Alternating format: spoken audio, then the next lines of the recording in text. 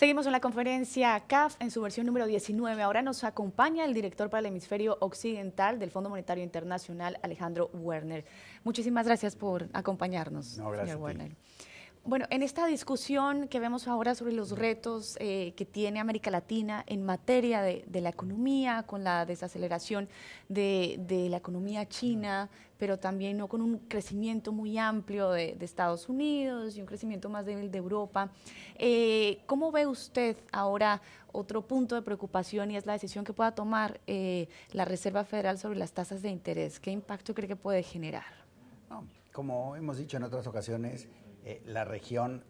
se ha preparado correctamente para este eventual acción de política monetaria en Estados Unidos, pero claramente en este entorno que tú describes de mayor volatilidad proveniente de la incertidumbre en China, el precio de las materias primas y también ciertas vulnerabilidades domésticas con un crecimiento más débil y con mayor incertidumbre sobre las perspectivas a futuros, claramente es un foco más de vulnerabilidad que se está viendo. Muchas economías de la región tienen amplias reservas internacionales, tienen una estructura de deuda sólida, etcétera, y en ese sentido creemos que podría llegar a generar volatilidad, pero algunos países, varios países de la región están bien preparados, pero claramente es un choque adicional que en este entorno de volatilidad lo estamos siguiendo muy de cerca y claramente podría generar volatilidad adicional en los mercados cambiarios y en los mercados de bonos locales.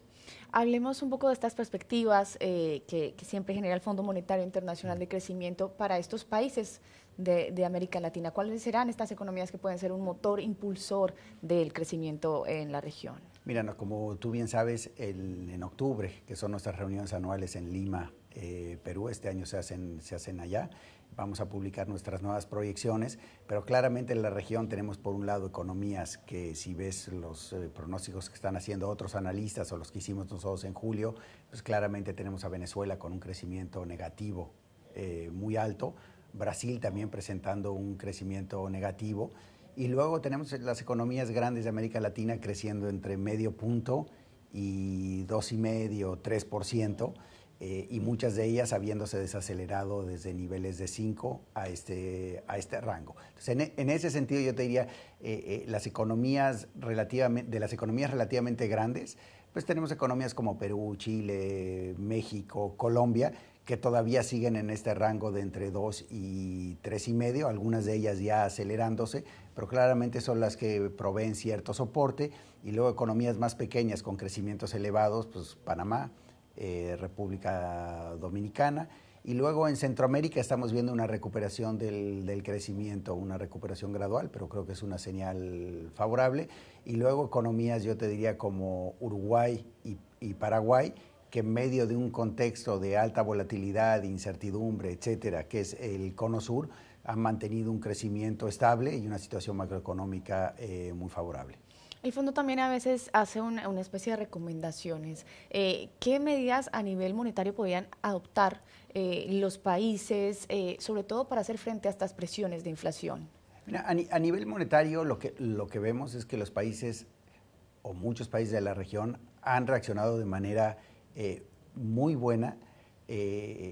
permitiendo los movimientos de su tipo de cambio, una mayor depreciación de su tipo de cambio para hacerle frente a la caída en los términos de intercambio. Y esto ha tenido un impacto inflacionario bajo desde el punto de vista histórico y dada la magnitud de los movimientos cambiarios que hemos visto. Ahora, estos movimientos cambiarios obviamente han llevado a cierta preocupación sobre una posible aumento en la inflación en el futuro, y esto tiene a estos bancos centrales un poco en vilo, viendo si tienen que tomar alguna medida restrictiva en el futuro o no, pero yo te diría que este grupo de países que sigue un esquema de metas de inflación, regímenes de tipo de cambio flexible, etcétera, ha mantenido una política monetaria relativamente laxa, ha dejado depreciar el tipo de cambio, y esto ha sido una medida favorable. Y luego tenemos países que obviamente enfrentan presiones inflacionarias más importantes. Digamos, dejemos de lado el caso de Venezuela, que tiene una inflación ya muy alta de 3 dígitos, pero países como Brasil, Uruguay, etcétera, en donde obviamente el alza en tasas de interés que ha tenido lugar en Brasil, creo que es la política adecuada. Tienen que controlar el aumento tan importante que ha habido en la tasa de inflación y tratar de anclar las expectativas de inflación de mediano plazo ante movimientos cambiarios tan importantes y también ante una realineación de precios públicos importante, ¿no? Entonces, el caso de Uruguay también es un caso importante, donde con la subida reciente de la inflación, el Banco Central también está tomando medidas, etcétera, y creo que esas son las medidas apropiadas, pero estar muy vigilantes básicamente de que estos aumentos que se están dando de la inflación este año en estas economías no contaminen las expectativas de mediano plazo, y para eso pues básicamente las acciones restrictivas de política monetaria que se están implementando en estos dos países son apropiadas. Y para finalizar, el caso de México, ¿cómo le está yendo a México con esta fuerte volatilidad de los mercados internacionales? Mira, México, por un lado, es una economía que, si bien es una economía petrolera, ya no depende tanto del petróleo como en el pasado, y por otro lado es una economía que está menos vinculada al resto de las materias primas como el resto de América Latina y más vinculada a Estados Unidos. En ese sentido,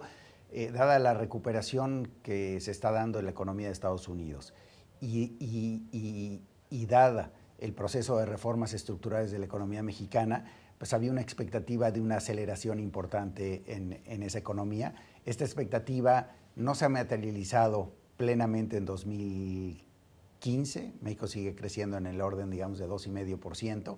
pero, digamos, yo creo que la mayoría de los analistas han pospuesto esta aceleración para el año entrante, año en el cual se anticipa que la recuperación en Estados Unidos ayuda al sector exportador, las reformas estructurales empiecen a materializar en un incremento en la inversión y que esto compense cualquier efecto negativo sobre la demanda agregada del ajuste fiscal que el gobierno anunció el día de ayer, básicamente para compensar los ingresos públicos proveniente de la caída del precio del petróleo. Entonces creemos que la economía mexicana es una economía que tiene que estar acelerándose, que está un poco desvinculada, digamos, del ciclo de materias primas, y que también es una economía que, después de muchos años de crecer a una de las tasas más bajas dentro del continente, se implementó una serie de reformas estructurales muy importantes en el ámbito de la energía, de las telecomunicaciones, de la educación, que el gobierno, los analistas, nosotros anticipamos que estimule el crecimiento económico en el futuro. Muchísimas gracias por acompañarnos. A ti, muchas gracias. Bien, es Alejandro Werner, él es el director para el hemisferio occidental del Fondo Monetario Internacional, hablando sobre estas perspectivas de crecimiento para las economías de América Latina. Seguimos en la conferencia CAF en su versión número 19 desde Washington.